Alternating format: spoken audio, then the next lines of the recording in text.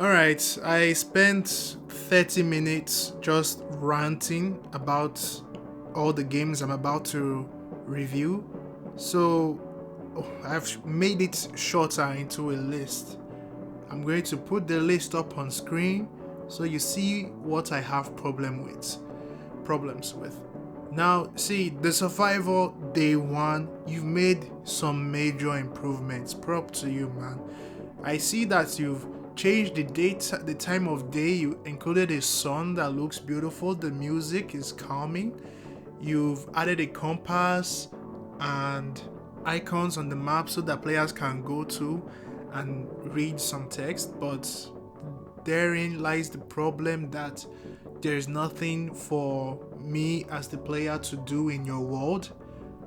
There is nothing for me to do other than go to the exit. Now here's why. Your icons that you've placed in your world, they don't do anything. I go there, all I do is read some text, and sometimes it's very easy to miss the text because the trigger box is so small. I suggest making it bigger so the player sees it for longer. But after that, there's nothing to do. There is nothing to do. You could argue that, oh, you're supposed to climb the big building in the middle. I can't climb it. I tried climbing it over and over again. You removed the stairs that were so blatantly obvious in the beta version. You removed the stairs in this version, and now I can't jump. I can't jump up to probably whatsoever is on top. If you can't jump up, I want you to show me on your YouTube channel. Just post it there, link me up. I will watch it and see how you jump up. But otherwise, I can't. Another thing is that you removed the astronaut model. Why am I using a blank model as opposed to the astronaut I was using in the beta version? Did you know this? Because this is it. I'm using a blank puppet that responds to my motion control. So it's annoying to use. It's bring back the astronaut, please. Then another thing, you made the world too big. Alright, all I'm doing is moving forward in one direction for minutes at a time before I get to my destination because there's nothing in the way. If you added platforms like a moving wall or something, man, take ideas from the platformer games I've reviewed, like the game I'm going to review next, which is I Must Run for No Reason. That game has a lot of platformers. I suggest you play it so you get some idea on what to do to make the game fun. Otherwise, the game is empty. There is no need for a big world. Look, even in AAA games, when they make big worlds and it's just empty, people complain. It's bad level design. There is no reason for your world to be big. If there is no reason, then don't make it big. Make it smaller or add things to the world. When you have fixed this problem, when you have fixed them, then I would proudly review your game again. I'll give you feedback again.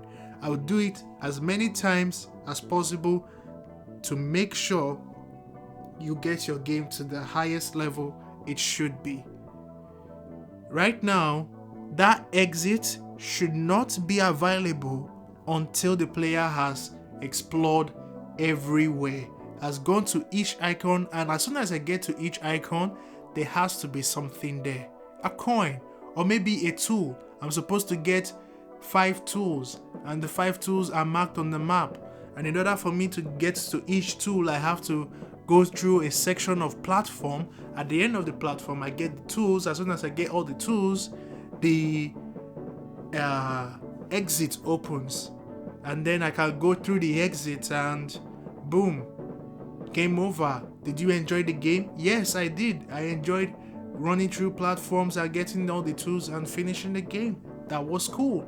That's an end game. That's how you improve, okay? Besides that, nothing much else. Kudos to you, man. Just go through everything I said and I'll review your day part 2 in this video. Just after the next one. Now here's another game called I Must Run for Absolutely No Reason Part 2. I'm thankful that you made one level easier just for me, and I have promised to re-review your game, and which is what I'm doing now. See, your games are really hard. They are fun but hard. I don't know why you make your games so hard, because some levels are easy, some levels are not. And why, I get you have to make each level original, so it does come with the hardship of trying to make each level balanced so that it's not too easy but at the same time not too hard. Some levels are good, some are bad, and let me show you an example of one. One is this spinning circle and the spinning bar. They are moving in the same direction, and the bar is spinning faster than the circle, and it makes it hard to time your jump on dodging the bar.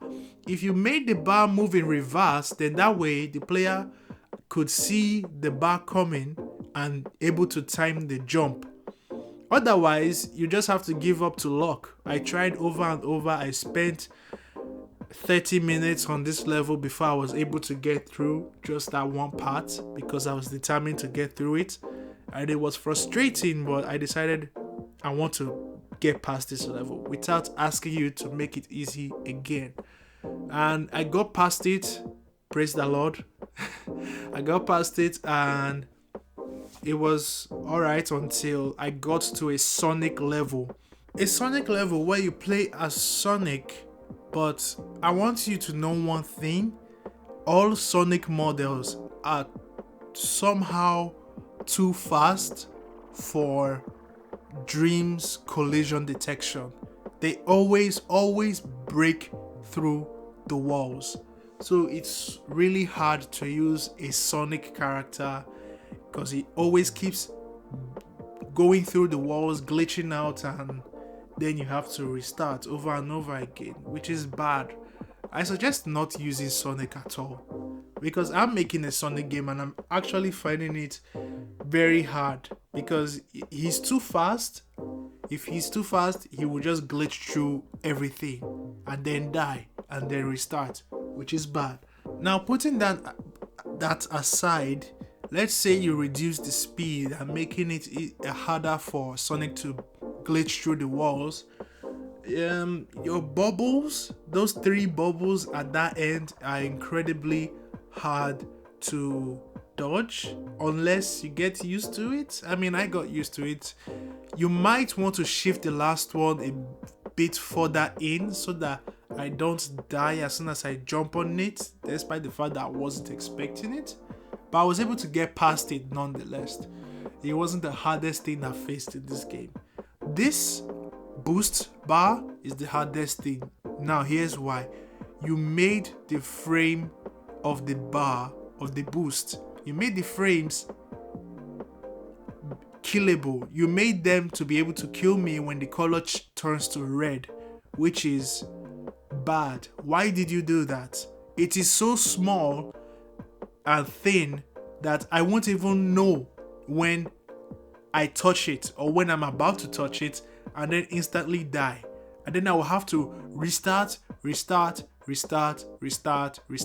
of that particular thing that you did. There is no reason for you to do that. The game is hard enough as it is.